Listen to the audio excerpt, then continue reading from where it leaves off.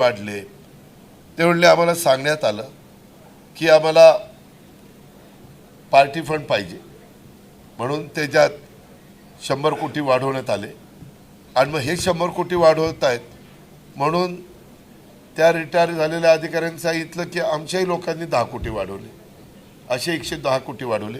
पत्रकार मित्रांनो, ह्याच्यातलं एक गोष्ट पण खोटी नाही. मी अजूनही ती फाईल 330 कोटीची मान्यता दिली होती का नव्हती ती दाखवीन. मग मला काहींनी सांगितलं आता आपण ह्याच्यावर केस करू, अंक करू. म्हणलं आता लोकांनी आपल्याला दिलं निवडून, कुठं आता ते करत बसतात, जाऊ दे मरू द्या. आणि मी ते सोडून दिलं. वास्तविक ते काढलं असतं तर अक्षरशः हाहाकार माजला असता, कारण सगळे पुरावे होते, सह्या होत्या फाईलवर. अरे एकानी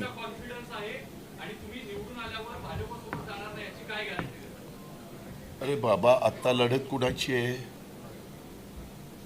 कुणाची? हां, म्हणजे याचा अर्थ 165 मध्ये आम्ही दोघंच निवडून येणार आहे.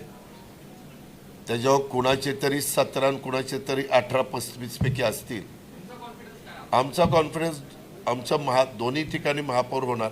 आम्ही काय इतके दिवस गोट्या खेळत होतो का इथं? याला जीवाचं रान केलं सकाळपासून. आता तो कितपत मी सांगितलेलं लोकांचा प्रतिसाद पत्रकार मित्रांनो दिसला, तुम्ही पण अनेकांनी बघितला. आता ते मतात रूपांतर झालं पाहिजे आणि ते रूपांतर होत असताना दबक्या आवाजात चर्चा होती. बघू तरी हे बोलतंय, त्याच्यामुळं एकदा त्यांना देऊन तर बघू असं साधारण लोकांच्या मनात आहे. आणि फार काही नवीन शक्तीचा ताकदीचा फारच काही प्रयत्न झाला आणि त्याला भुलभुलैया जर झालं तर, परंतु लोक त्याला महत्त्व देत नाही. ह्या लोकसभेच्या निवडणुकीच्या निमित्तानं आम्ही बघितलंय. त्याच्यामध्ये कसं हो, आम्ही एकमेकांच्या विरोधात स्थानिक लेवलला लढतोय, त्याच्यामुळं तो सध्या तरी आमच्या सगळ्यांच्या समोर प्रश्न नाही. मागं देखील मी काँग्रेसच्या विरोधात जिल्हा परिषद लढवायचो, मी निर्विवाद जिल्हा परिषद राष्ट्रवादीची आणायचो. मी त्याच्यामध्ये कधी त्यांना बरोबर घेतलं.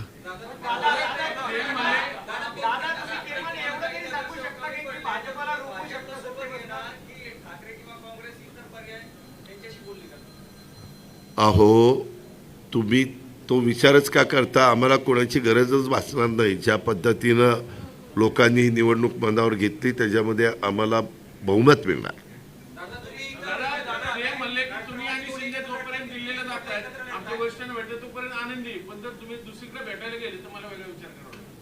ठीक आहे, मग त्यांनी सांगितलं तर तू समजून घे.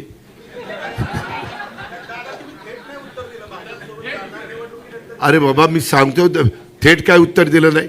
मला अशी पुणेकर आणि पिंपरी चिंचवडकर आम्हा युतीला असा त्या ठिकाणी रिझल्ट देतील की आम्हाला कुणाबरोबर जाण्याची वेळ येणार नाही. काय आपलं म्हणणं आहे? थेट उत्तर दिलं, थेट.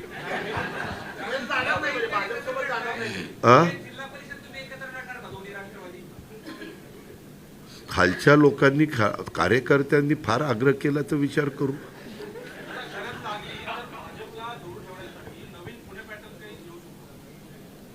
अरे बाबा, ती वेळच येणार नाही रे. ते त्यावेळेस होऊन गेलं, पण ते 2.5 वर्षच होऊन गेलं. मॅजिक फिगर आम्ही गाठणार दोन्ही ठिकाणी, मॅजिक फिगर.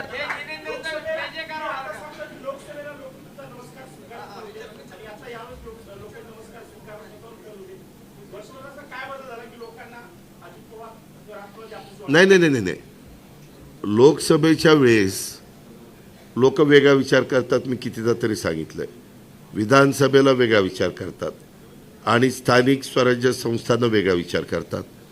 आणि त्याच्यामध्ये तुम्हाला मी सांगतो की मी ज्या एरियात फिरत होतो तिथं एकीकडे सुप्रिया सुळे उमेदवार होत्या आणि एकीकडे सुनेत्रा पवार उमेदवार होत्या.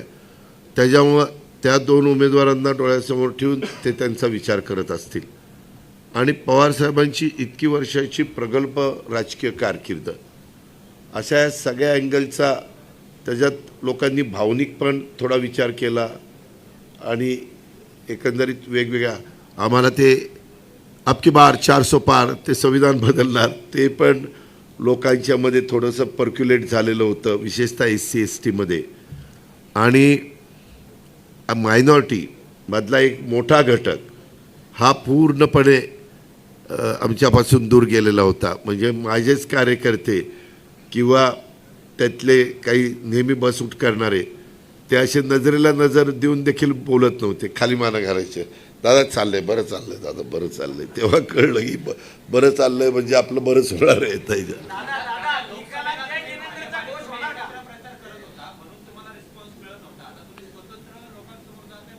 नाही नाही नाही, तसं नाही. तू दुसरा अर्थ का, तू काय आमच्या वाईटावर निघालाय का काय रे?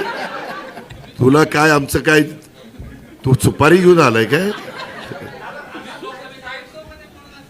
काय शक्यता नाकारता येत नाही.